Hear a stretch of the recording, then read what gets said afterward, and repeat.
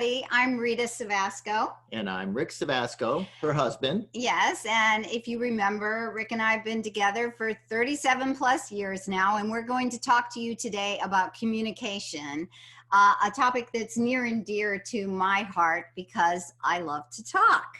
So I want you to know that this topic is an easy one for us to talk about because communication, pretty much everybody's on board with. I mean, if you stopped strangers on the street and said, what do you think is one of the most important keys to a happy marriage? Most people would say, oh, you have to be able to communicate. And I would have said the same thing 37 some years ago. In fact, I would have said that I was a really great communicator because why else? I love to talk. And apparently that's all it took, in my opinion. She has lots of words. I have a lot of words. But the thing about communication is it's really about knowing and being known. That's what Rick and I like to say, knowing and being known. It's like the core of our relationship. So, you know, when you exercise and you know you have to build up your core so that you're strong and so you can endure. Right? And communication is part of the core of marriage. It makes our marriage strong and helps us to endure. We've been working on our cores lately. Yeah. In more ways than one. Yes, right. Yes, we've had to work on our communication core as well. So as I told you, I thought that I was quite the communicator. And I think this this cartoon here really shows it. She says, I'm sorry, dear. I wasn't listening. Could you repeat what you've said since we've been married? And that was pretty much me. I was a great talker, but turns out not a great listener. And she's getting better. And who knew? Listening is a part of communication. Like, I didn't know that, apparently. So to get us started, I just want you to know we are in tab 4. And so we are going to have you turn to tab 4 and turn to page 2. And you will see there is a chart there that says common stumbling blocks to communication. So our goal is to be close, but there are common things that many couples have, and we do too, okay? So what I want you to do, I want you to kind of do a little game with us here. And I'm going to read the phrase that is here under these common stumbling blocks. And I want you each to point to the person in the relationship who is the most likely to say this, okay? So we'll demonstrate. Which one of us is the most likely to say, I wish my spouse were more willing to share feelings? Yes, we both agree. I'm the one most likely to say that. So you try it. Which one of you two is the most likely to say, I wish my partner were more willing to share feelings? Notice the high percentage, too, of the couples that have that issue. So if you're feeling like you do have that issue, you're certainly not alone. Right. And if you don't, you probably will, because I can tell you that as the years go on, you start to develop more and more feelings around communication. How about this one? Who is most likely to say, I have difficulty asking my spouse for what I want? Easy, easy. Rick has the most difficulty asking for what he wants. But I don't want much. Yeah, and I want a lot, and I say it all the time. Okay, how about this? Which one's most likely to say, my spouse does not understand how I feel? That's true. I do mostly. I thought he was going to point to himself too. Sometimes I do.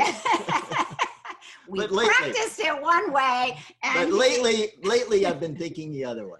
Yeah, so sometimes that's true. Sometimes we would say, yeah, we both feel that. We each feel that, right? Lately, maybe it's the COVID thing, but I have been saying that my spouse doesn't understand me. Okay, so yeah. So, okay, the next one. Who is most likely to say, my spouse often refuses to discuss issues and problems? Who's more likely to say that complaint?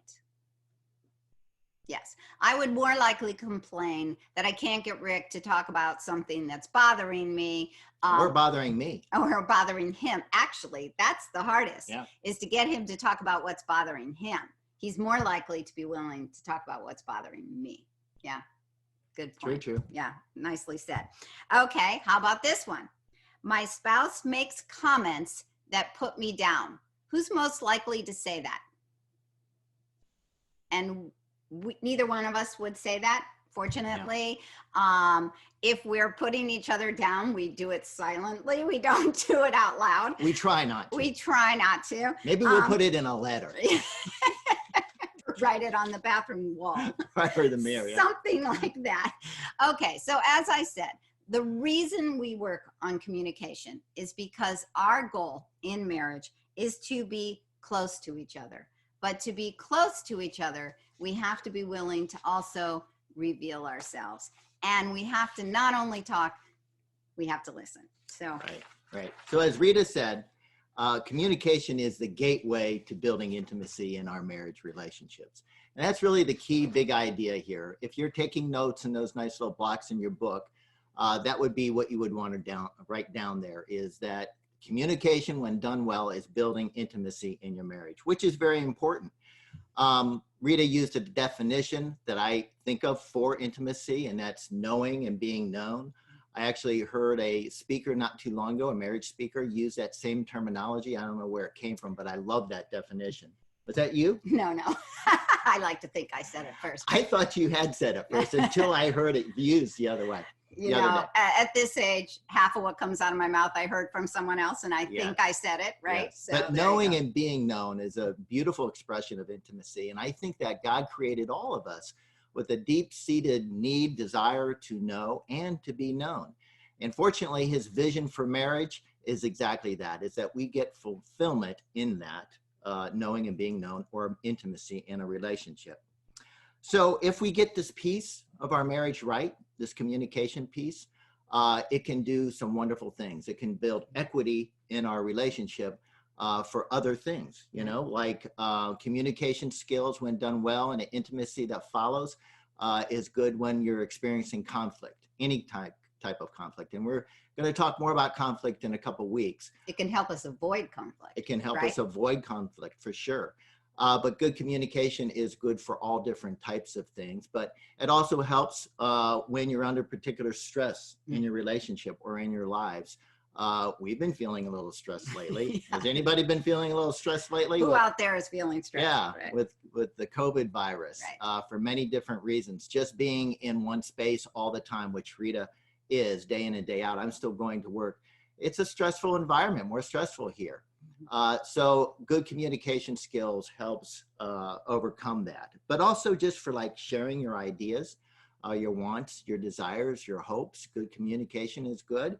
And when those hard things need to be said to each other, or when those hard things need to be heard, like when Rita tells me I have a piece of parsley left in my teeth and we're out in public. So good communication is important for that. So communication, differences abound. And we had been talking earlier about things like personality styles and about family heritage. And another difference that we have that's inherent is gender. And gender is another way that we have a different way of communicating. There is a brilliant woman who wrote a book called You Just Don't Understand a few years ago, but many of the concepts brought out about gender differences in her research are borne out in that book. And we're going to be presenting some of those ideas about gender differences with communication. Okay?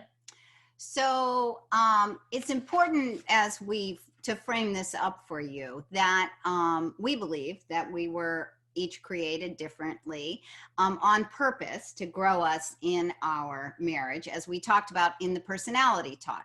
So we are influenced by which one of us is the extrovert, me, which one is the introvert, me. Right. So that influences our communication style. The other thing that influences our communication style, as you've already unpacked, is our family culture. So I came from a family culture. Actually, we both had an Italian Irish kind of mix of culture, but mine had that very typical everyone talking at once, high interruption, lots of meatballs, lots of eating, eating with food in your mouth, talking with food in your mouth while you're eating. Oh, we did that too. Rick's family we had more of a combative style of communication. I grew up in a family with 11 people. So when we got together for dinner, the youngest usually had nothing that he was able to get out in front of everybody and say, where the oldest seemed to have the floor. So it was a lot of back and forth, a lot of loudness, but it was a very different. It was more the aggression of who could hold the floor, and who could talk over and dominate, more than just this mutual kind of interrupting going on. But the third thing we want you to know that Deborah Tannen really unpacks well is gender differences. So gender differences can really influence how we communicate with each other. Now, I want you to realize that gender differences can feel like a stereotype.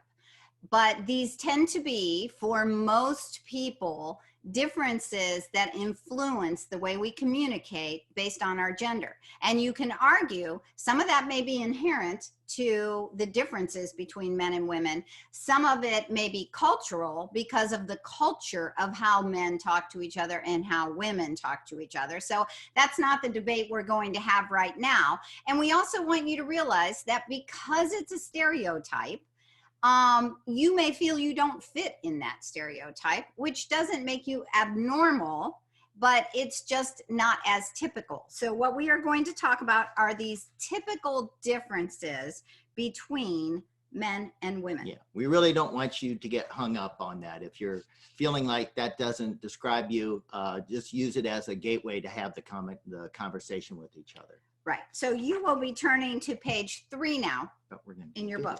Video. Oh, before we do that, that's right. We do have a link to a video that is in your email with this talk. And you could pause right now and go and watch that just to kind of frame up this difference between the way men and women talk.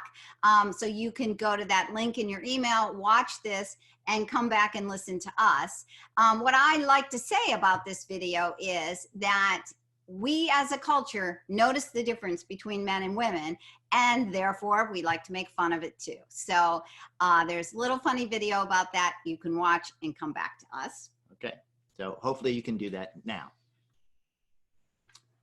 Okay, so as Rita was saying, God created us male and female, and I think he did that so he could have a lot of fun sitting back and watching us try to communicate with the styles he built in different in that. So no, really, I think he did it because he wanted us to learn from one another. There are things that Rita brings to the table and her style of communicating as a female, and I need to understand those. And there's things I think I bring, I hope, that she would need to understand that enrich us both in different ways. So he did it intentionally, and sometimes this brings great pleasure that we're male and female, and sometimes it brings great pain. So now we're going to... great of pain.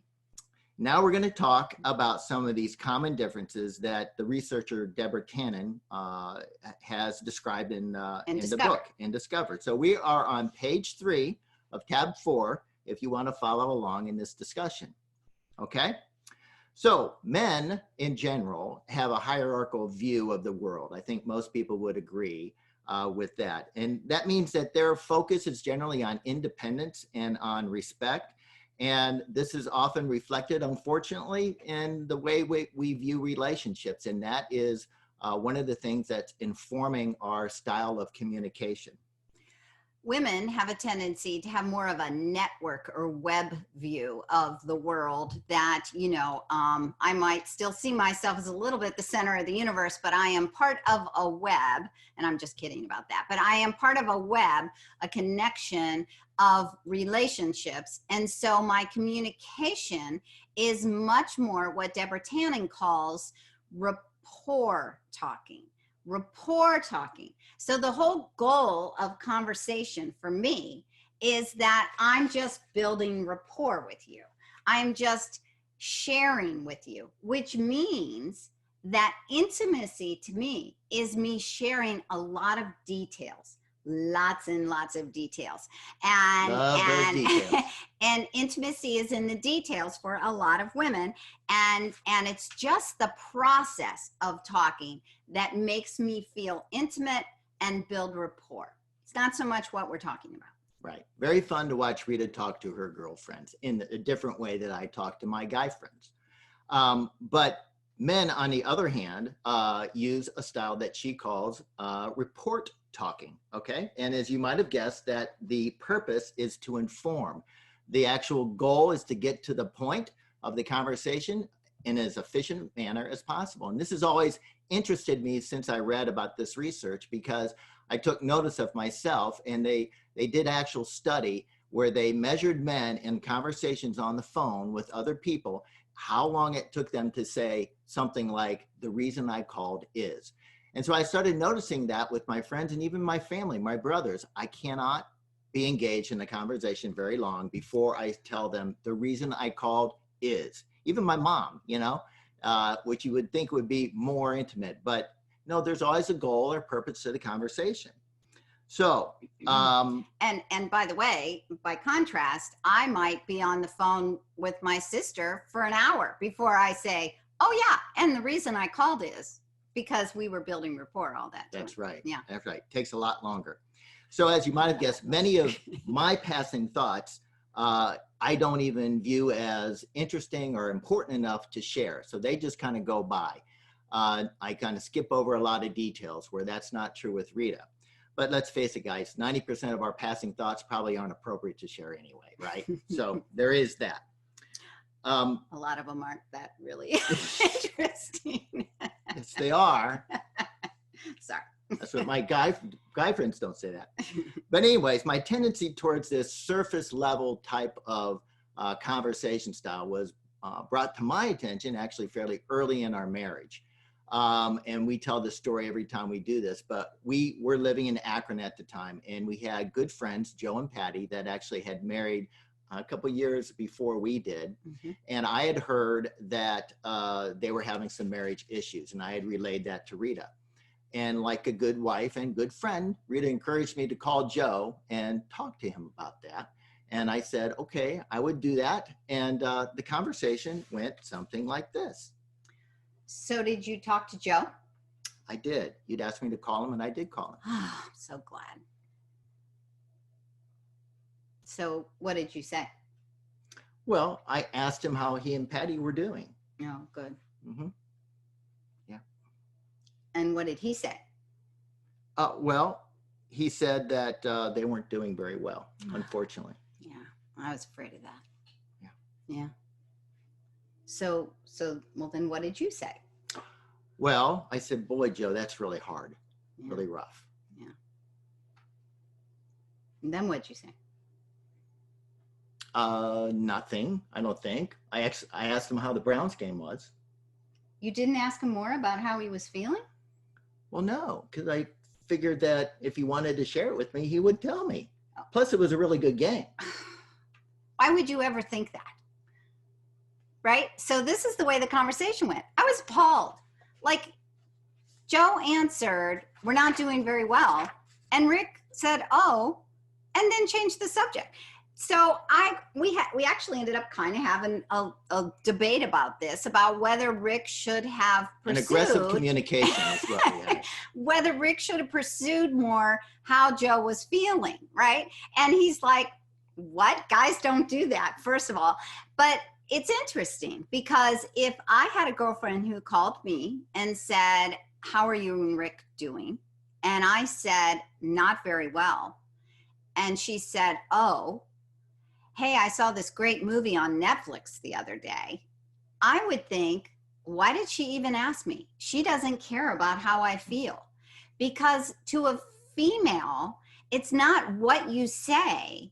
What we care about is the meta message. And the meta message was, I care about you and I want to hear about how you're feeling. Now, in truth, I might not have felt like sharing, and that might have been what came out of my conversation, but I still would have had the meta message that someone was asking because they cared. Okay, right? I just want to say this is like 35 years ago, so I have gotten a little better, haven't I? Oh yeah, absolutely. This is Okay. an old story. Remember that learning thing I said that we Yeah. do with? I learned that. It's a classic, but this is a key piece to understanding a key problem that we had in our communication was I was always speaking in these meta messages, and Rick, by contrast, was speaking in Messages, right? And imagine that. Deborah Tannen talks about this, the differences between messages and meta messages. So to me, meta messages meant like, okay, this is a secret code that I'm supposed to figure out and investigate and understand. But who True. knew? You know, men talk in just plain old messages, okay? Where our goal or purpose is to be explicit and transparent and getting to the point. And unfortunately, maybe sometimes we focus a little bit too much on the precision of words, but we talk in plain messages. Okay. And so that was hard for me because I would say something and he would respond to what I was saying. And I'd be like, that's not what I meant. You know, I wanted him not just to hear what I said, but understand what I meant. As fair or unfair as that is, that's something we both have had to work on. And we actually will say, the meta message is, we do. And he might say, but the words you used were, which led me to think, I make blah, the mistake. blah, blah. I make the mistake that she's one of my best friend guys instead of my best friend wife. Yeah, right. So, all right. So feedback, how are we different there? Oh, okay. So one of the things that's different between men and women is that women have this tendency to kind of jump in all the time and be commenting constantly. In fact, to men, they feel like that sounds like talking all at once. And it's really true that I've actually watched this when I'm in girlfriend groups. And while someone's talking, there is constant, oh, I know. Yeah, I have that too. I understand. So, you know, there's just this constant verbal affirmation that I'm with you, I'm listening. And it's kind of, you know, that's the fun of it, is it to us, that's what you do to show you have my attention. Right. And Deborah Tannen found out this is another way where men and women are different, where guys tend to give very little feedback. I notice when I talked with my guy friends that someone's talking, we're just sitting there listening. And the most we're doing is maybe nodding our heads along, because guys are more focused on the message. And I think they view interruptions or comments as interruptions. And there that goes to that thing about the respect. So interruptions may convey that. This is another learning that Rick had 25 years ago. And it's a favorite story of ours, even in our family. Yeah, about 25. 25 years ago. Right. Yeah. My middle daughter, Maura, just turned 28 a couple of days ago. And when she was 3, I came home. And back in those days, Rita stayed home and managed the kids. When I came home, she would always be very happy for me to engage with the kids as soon as possible, so she could get a little bit more time to herself, even if it meant cooking in the kitchen and preparing our dinner.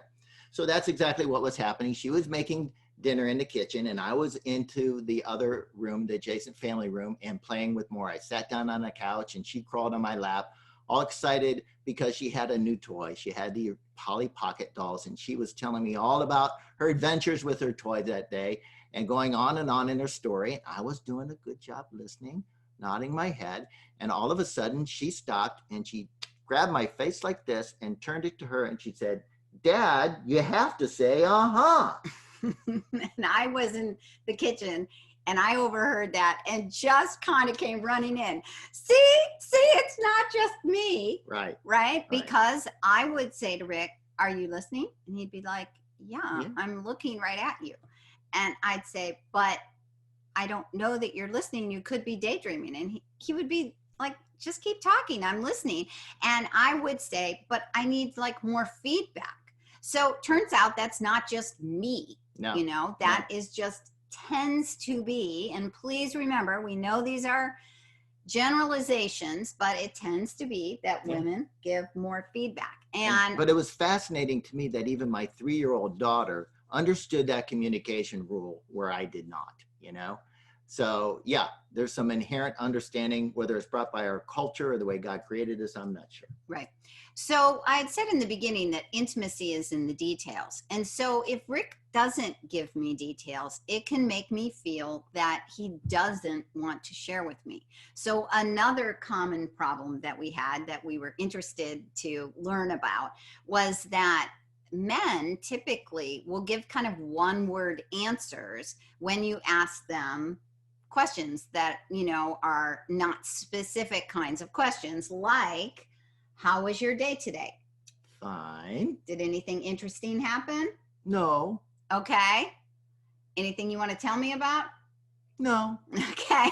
So that's the way our conversation would go when Rick would come home from work. And by the way, I worked too. I was a part-time mom, and so you were a full-time mom. I was a full-time mom. I was a part-time worker. Now I'm a full-time worker. Anyway, so even early in our relationship, before we had kids, this is the way it would go.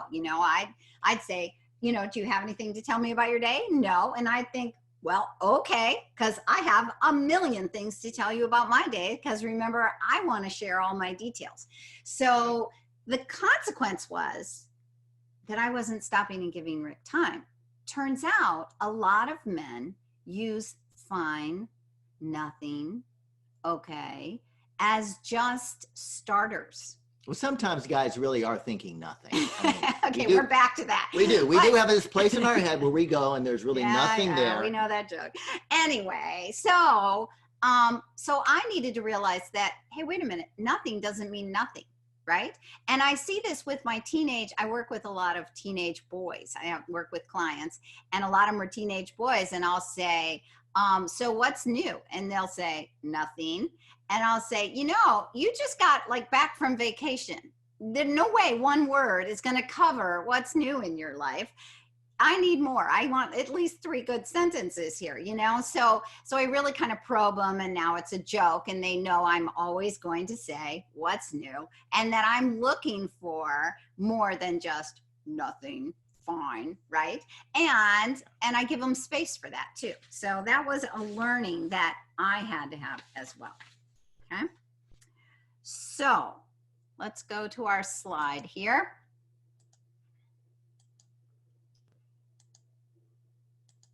So what we learned from all of this is that intimacy is in the details. Everyday life is our topic. The meta message is always of care and of affirmation. That's why we communicate. That's why we talk every day. It's not about the topic, because life is the topic. It's this lifelong dialogue that we have together. And through that sharing, that builds intimacy, which is the knowing and being known. Right. Very good. Yeah. Something I had to learn is that sharing those details, the meta message that I had to understand was really, I care about you. Mm-hmm. Because when I did not share details, that did implicitly communicate possibly a message is, well, there are details, but I don't care enough to share them with you. Right. So, right. And that, not only would Rita want to get on to sharing her details, but that could be hurtful to her. Right, so, right. And we did actually work out that sometimes he didn't want to talk about work when he just walked through the door. So what we began to understand, and we now have a place for it, is it that, do you feel like talking about it now? I'll kind of say, do you feel like talking about it now? And sometimes he'll say, and he has to think about it honestly, and he'll kind of go, yeah, maybe. Or, nah, I'll tell you later, and that's okay. But I need to remember to go back to it, right? And let him know and give the message that I want to listen, because what is it I needed to learn? I needed to learn how to listen. And I also need to learn that just because my meta message is clear to me, it isn't clear to Rick. In fact, we just had a conversation about this when Rick said, kind of like, when you said that, did you really mean that? Or was your meta message something else?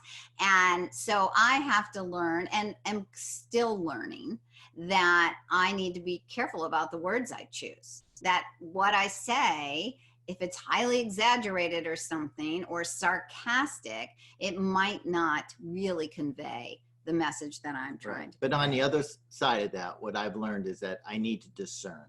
I need to do a good job understanding her in the way that she communicates and discern what's behind, what are the feelings behind what she's saying, even though the words may not be perfect. Some of that responsibility is certainly on me.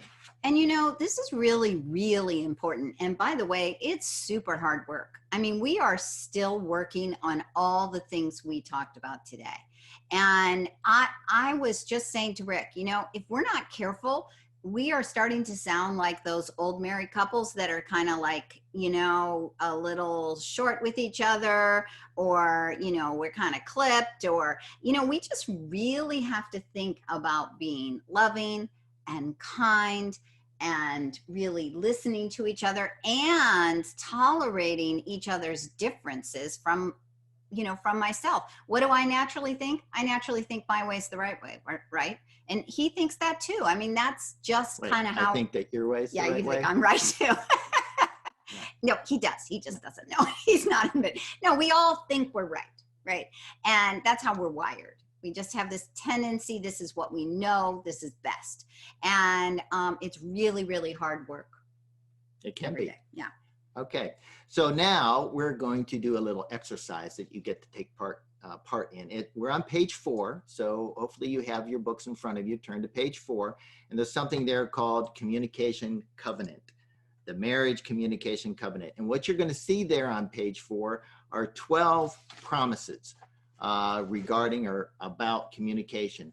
And what we'd like you to do is read through those 12 together. And as you're reading through them, really think and digest what they're saying. And maybe both of you pick 2 that you think are going to be a little more difficult for you, and that you will promise to be intentional about improving on. So at this point, we'd like you to pause the video and go through that and spend as much time as you feel like you want to in discussing those 12 promises. And then it'd be really cool if you both signed the end at bottom of it and kept that in your book. So you can pause the video now. And then just be sure to restart the video when you're done talking about this.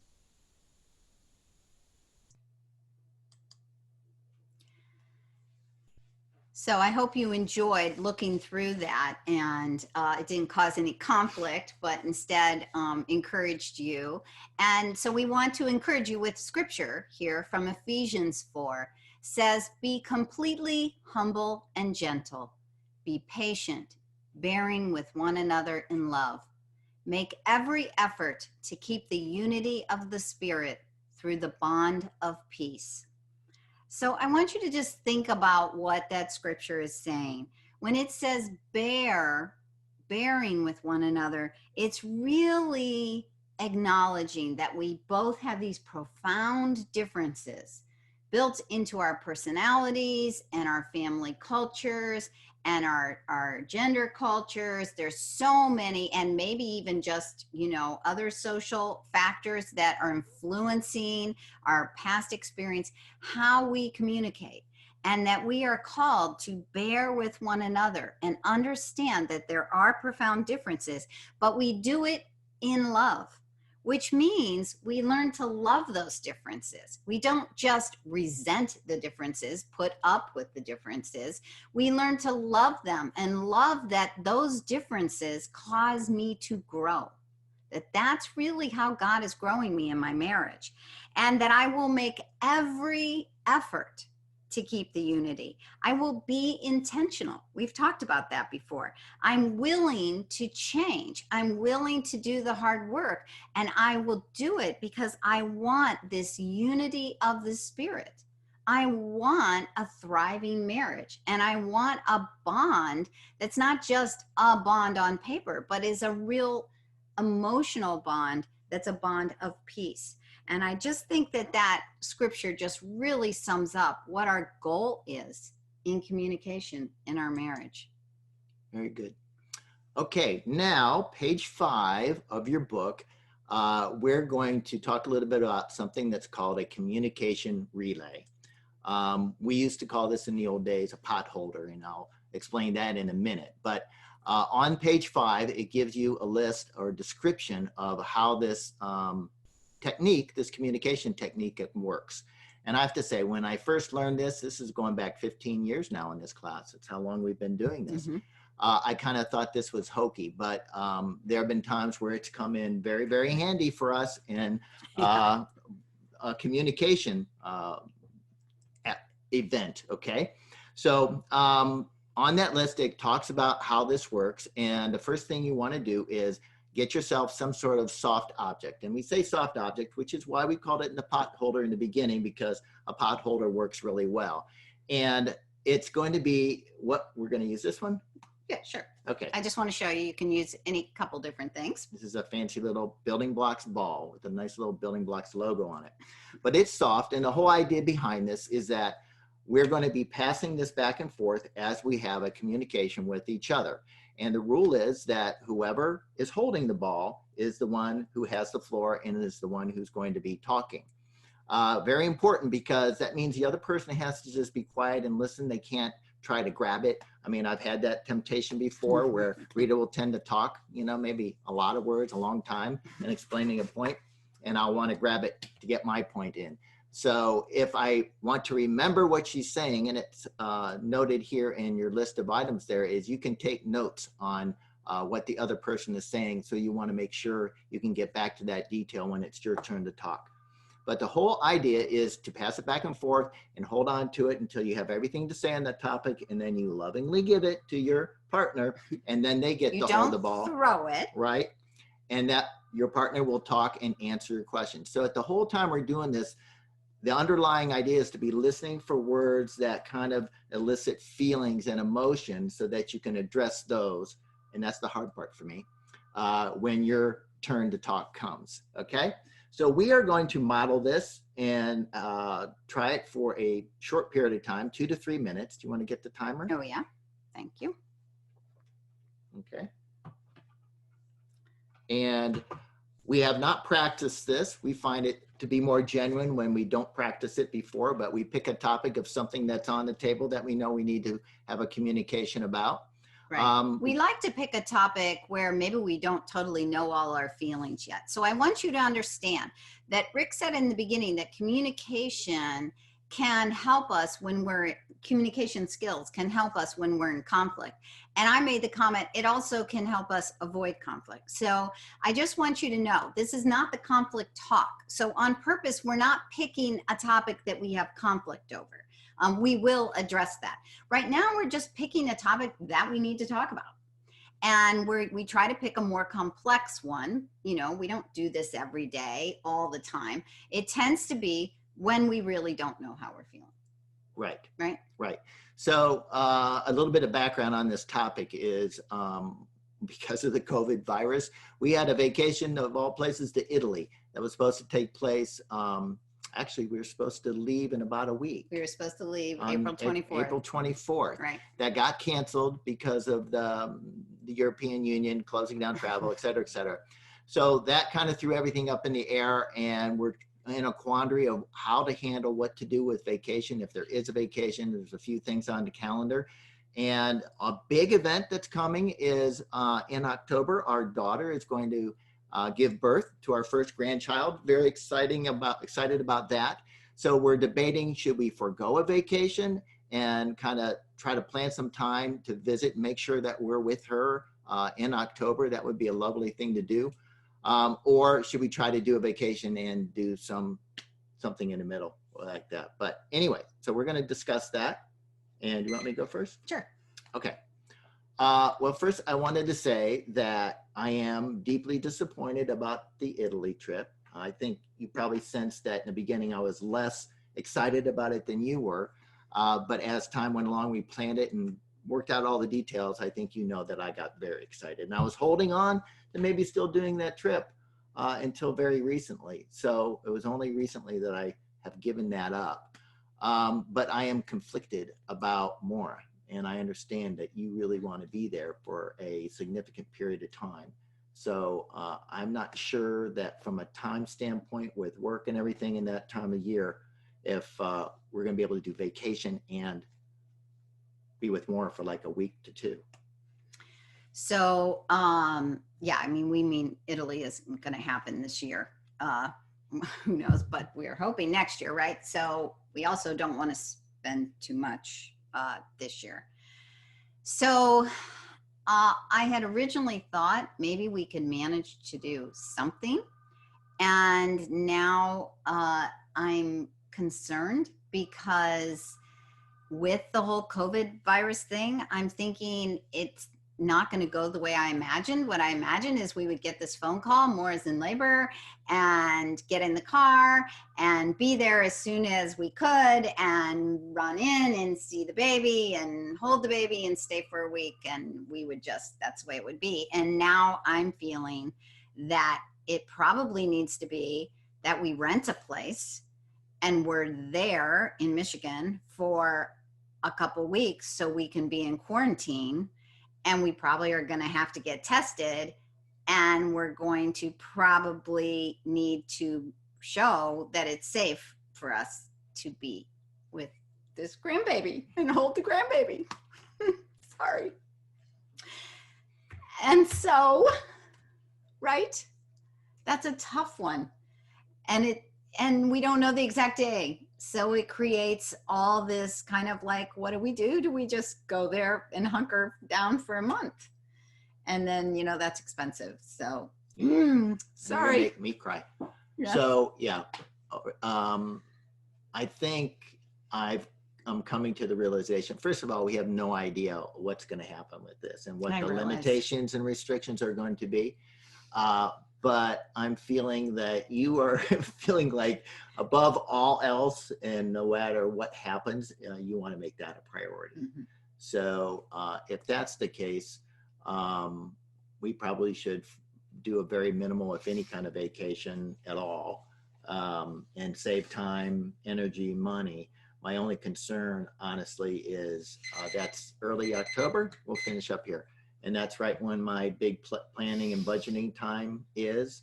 But it's usually like mid-September to the first week of October. So I'm going to have to see if I can't maybe do some of that remotely while we're in Michigan. So hard to know. Well, we both will have to work remotely, but we certainly know we can do that at this point, although not everything's easy to do remotely. But it will be weird. I don't know. I just am not sure then. Also, what do? We have a wedding in August. If we're going to go, do we try to make that into a little more of a trip so that we have something that feels vacation-like, you know, or do we just do this? Unfortunately, I know we don't know the answers to all these things, but I'm feeling that if we don't make some plan, like plan for the worst, is kind of what I'm feeling. Agreed. Okay. Well, that was easy. Well, her time is up. I realized. Her time is up. I knew that's why you said Okay. Normally, when we do this in front of a live audience, this is a good time for us to reach out to the group and ask them what they observed about that communication technique, that exercise. So we hope that these are some of the things that that you might have observed. You want to go first?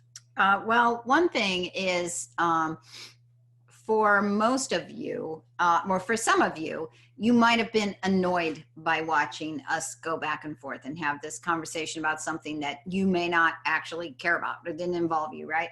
And I'm sorry, I'm like all drippy. Sorry. Anyway, but so the fast processors like me find this very hard to watch. And trust me, I've watched many couples do this in building blocks for 15 years now. And every time it's just hard for me to watch. I'm just like, come on, move the pace. A slower processor who likes to have more time to think enjoys it. So when you do this as a couple, one of you will likely be frustrated. It is likely the one who needs to shut up and give the other one time, okay? And I don't mean that in a mean way. I just mean it sincerely. It makes me give time. Okay. I think another thing that I hope that you saw was that by slowing things down and giving time, it also introduces an automatic level of respect, okay? Because you can't interrupt and that's against the rules to interrupt, even though it's tempting to do that. But it introduces respect. So for most men, respect and interruptions are something that's important. So it works well for me for that reason. Also, details. Details are certainly more easily shared. There is not the option to hold the ball, the koosh ball or whatever, the pot holder, and not talk. So you have to share your feelings, thoughts on the subject matter, and that's going to be forcing details out for the other person. And of course, like we said in the beginning, the details are what build the intimacy in the relationship.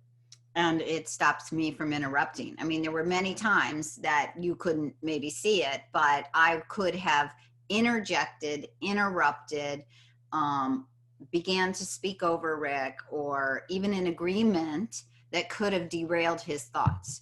And it stops me from interrupting. It also lets both of us have time for those passing thoughts, as Rick was talking about, but also the deeper thoughts. And sometimes feelings come out that you didn't even know were there. It's not unusual when someone is doing a demo of one of these that someone might cry, just because, I don't know, there's a gravity to it, and it helps us get to our feelings faster than we might have otherwise. Right. Okay. And the last thing I was just going to say is that this communicates that the relationship matters more than the topic. And so it helps both of us attend to the message, what is the person trying to say, but also the meta message of what we really mean. Okay, so you are going to have an opportunity to do this yourself. That's what we're asking of you at the end of this talk, is to get something soft. I'm not really sure if these balls are going to be delivered to you or not.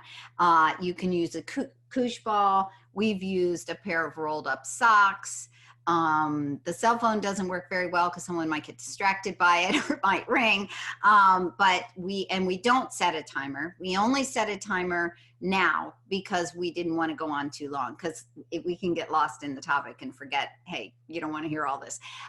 You may want to set a timer. Yeah. But anyway, sometimes it's nice if it's something with a little texture, because while you're thinking, it can be helpful to kind of mess with it. But don't let what you have stand in your way. It can be a spoon. It could be anything, okay? A pencil, a pen.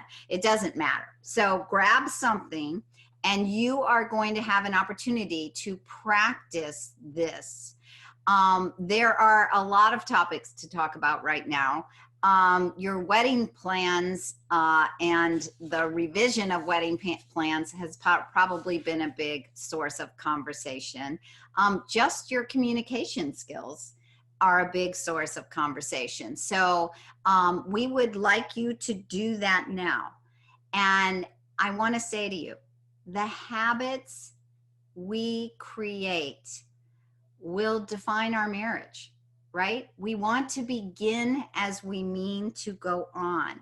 What we do now becomes a pattern, and it's a pattern over time. And we want our patterns to be good patterns, not harmful patterns. It's really, really important. And I want to encourage the guys to really give this a try. Like I said, I kind of thought it was a hokey technique in the beginning, but it really does bring out a lot in the communication in order to slow it down and process through it. So I encourage you to do this. This is going to be your homework, one of the things that we're asking you to accomplish and get through, so that when you have your table time with your facilitators, you'll be able to discuss how it went. Yeah, your breakout time, it's going to be on video this time instead of table time. But yes, when you have your time with your group, you will be talking about, what did you think about doing this? So please be serious about it. We're going to show you your homework in a minute, but why don't we just close with a quick prayer? Right. Do you mind? Sure. No, I don't mind. Okay, God, we just thank you for this time and this opportunity. We just really pray that we communicated what you wanted us to say, and what was maybe the most important that these couples needed to hear regarding communication. So we lift all of them up, and we ask for little stress this week, and we just ask for a conclusion and an end soon to this time of isolation. But let us use it wisely.